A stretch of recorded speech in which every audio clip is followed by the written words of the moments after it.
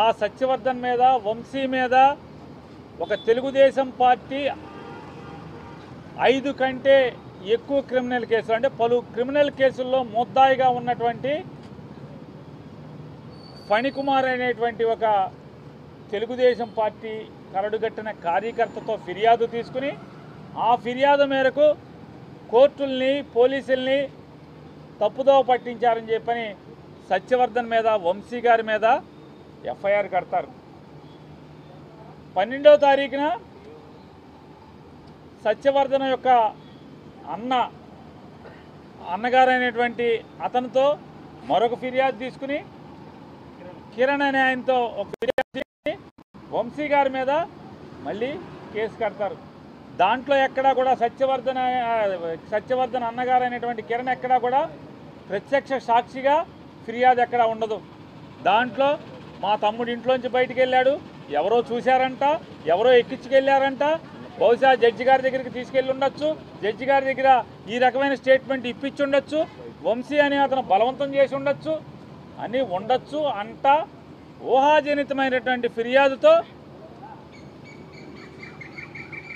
Non bailable సెక్షన్లు అన్నీ పెడతారు. కానీ ఆ ఫిర్యాదు మేరకు ఆ సెక్షన్లు వర్తిస్తాయా అంటే పొరపాటును కూడా వర్తించవు. అంటే ఒక తప్పుడు కేసు బనాయిస్తారు. మళ్ళీ దాంట్లో సాక్ష్యం ఎవడయా అంటే 11వ తారీఖు సత్యవర్ధన్ వంశీ మీద ఫిర్యాదు ఎవడు చేశాడో వాడే వాళ్ళ అన్నయ్య పెట్టిన కిరణ్ పెట్టినటువంటి వంశీ మీద పెట్టినటువంటి అతను సాక్ష్యం. అంటే ఎంత కొల్యూడెడ్ కేసు ఇది, అంటే ఎంత అంటే ఇంజనీరింగ్ ఎట్లా అయితే ఒక బిల్డింగ్ కట్టినట్టు ఒక తప్పుడు కేసు ఎలా కట్టారనేది. కానీ ఎఫ్ఐఆర్లో వచ్చిన సెక్షన్లు ఇవి కూడా సత్యవర్ధన్ అన్న ఇచ్చినటువంటి ఫిర్యాదులో ఏ కంటెంట్ ఉండదు. కానీ వంశీ గారు అరెస్ట్ అయిపోయిన తర్వాత కోర్టుకు రిమాండ్కి పెట్టిన తర్వాత ఆ రాత్రికి సత్యవర్ధన్ చెప్పాడనే పేరు మీద, సత్యవర్ధన్ చెప్పాడో లేదో వాళ్ళ దగ్గర ఉన్నాడో లేదో కూడా తెలీదు, సత్యవర్ధన్ చెప్పాడనే పేరు మీద పోలీసులు ఒక స్టేట్మెంట్ రికార్డ్ చేసుకుని ఆ సెక్షన్లకు సరిపడా ఇతను చెప్పినట్టుగా, సత్యవర్ధన్ చెప్పినట్టుగా ఫిర్యాదు తీసుకొస్తారు. ఎంతకన్నా తప్పుడు అభియోగం, తప్పుడు కేసు. అలాగే వంశీ గారిని రిమాండ్కి పెట్టేప్పుడు కూడా మన ఎస్సీ ఎస్టీ కేసు పెట్టారు, నమోదు చేశారు. వంశీ గారిని అరెస్ట్ చేసేప్పుడు ఎక్కడికి తీసుకెళ్ళాలి? రిమాండ్కి, ఎస్సీ ఎస్టీ కోర్టుకు తీసుకెళ్ళాలి.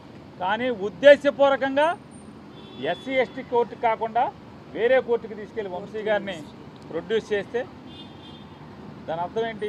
ఇదంతా కూడా వారు ఒక ప్లాన్ చేసుకుని, ఒక ప్లాన్ ప్రకారం వంశీ గారిని ఈ జైల్లోకి తీసుకురావాలంటే ఎలా అయితే, ఏ మార్గం గుండా వెళ్తే అయితే కనుక చట్టం మేరకు చట్టరీత్యా పోలీసు ప్రకారం లేదా పోలీసులు చట్టాలు ఏదైతే నిబంధనలు ఉన్నాయో ఆ నిబంధనల మేరకు కాకుండా వీళ్ళు అనుకున్న తప్పుడు దారిలో తప్పుడు కేసు పెట్టి తప్పుడు దారిలో వెళ్తే మాత్రమే ఈ జైల్లోకి వస్తారనేటువంటి ఒక పక్కా ప్లాన్ ప్రకారమే పోలీసులు, విజయవాడ పోలీసులు యాక్ట్ చేశారనేది వాళ్ళ చిన్నపిల్లోడిని ఇవన్నీ కూడా ఈ కేసులన్నీ, ఈ కాగితాలన్నీ ముందు పెట్టినా కూడా లీగల్ నాలెడ్జ్ లేనటువంటి ఏ మనిషికి చూపించినా కూడా అర్థమవుతుంది.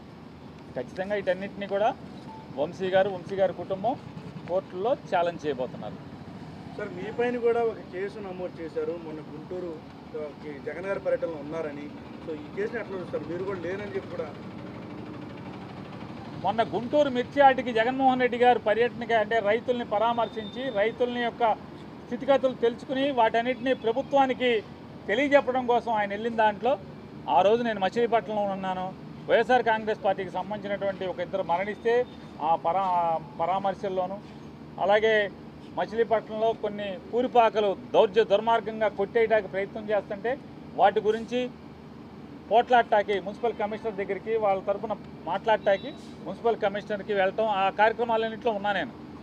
కానీ ఈ ప్రభుత్వం వైఎస్ఆర్ కాంగ్రెస్ పార్టీలో ఎవడైతే క్రియాశీలకంగా పనిచేస్తున్నాడో వాడినల్లా తప్పుడు కేసులతో బెదిరించేదానికి జరుగుతున్నటువంటి కార్యక్రమాల్లోనే నా మీద నిన్న గుంటూరులో పెట్టినటువంటి కేసు కూడా ఎంత దుర్మార్గం అంటే, పోలీసులే ఒక చిట్టా రాసి ఎన్నికల విధుల్లో ఉన్నటువంటి ఫ్లయింగ్ స్క్వాడ్ టీం లీడరు అలాగే ఆ మెంబర్లతో సంతకాలు పెట్టించి నా మీద కేసు పెడతారు.